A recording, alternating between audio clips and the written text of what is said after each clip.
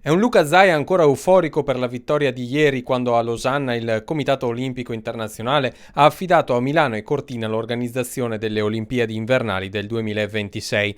Questa mattina ha accolto i giornalisti nella sede della regione per esprimere la gioia per questo importante risultato. Una soddisfazione, è stata più soddisfazione della laurea, delle mie elezioni, perché comunque questa me la sono sentita fino al primo giorno, ci ho creduto, abbiamo avuto tutta la strada in salita, non siamo stati aiutati nelle prime fasi, poi oggi penso che il paese è tutto pro Olimpiadi e questo mi fa piacere. Il presidente della regione ha assicurato sulla gestione delle risorse e sugli investimenti che saranno necessari.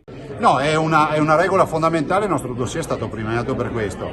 Se qualcuno pensa che si possano ancora realizzare cattedrali nel deserto per poi sprecarle perché poi nessuno le utilizzerà, non accadrà così.